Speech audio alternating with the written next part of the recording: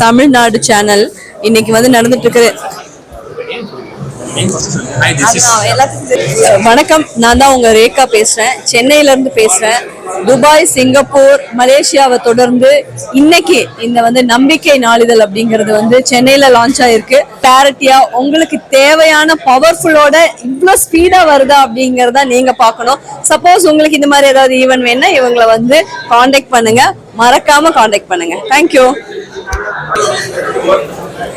எல்லாருக்கும் வணக்கம், நான் உங்க ரேகா பேசுறேன். இன்னைக்கு நம்பிக்கையோட லான்ச் வந்து சென்னையில நடக்குது. ஸோ தமிழ்நாட்டில் முதல் முறையா சென்னைக்கு துபாய், சிங்கப்பூர், மலேசியாவை தொடர்ந்து அதனுடைய வேர் தமிழ்நாடு வரைக்கும், சென்னை வரைக்கும் வந்திருக்கு. அது வளர்ந்திருக்கு அப்படிங்கிறதுக்கு நம்பிக்கைக்குரிய எல்லா குடும்பத்தாருக்கும் என்னுடைய வாழ்த்துக்களும்.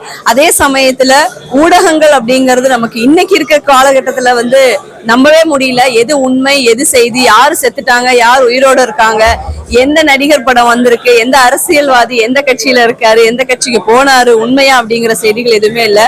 உண்மைக்கு புறமான செய்திகளை மீறி உண்மையான செய்திகளை தரக்கூடிய நிறைய ஊடகங்களின் வழியாக இது ஒரு முன்னணி ஊடகமாக இருக்கும் என்கின்ற நம்பிக்கையோடு, நம்பிக்கைக்கு என்னுடைய ஆத்மார்த்தமான வாழ்த்துக்கள்.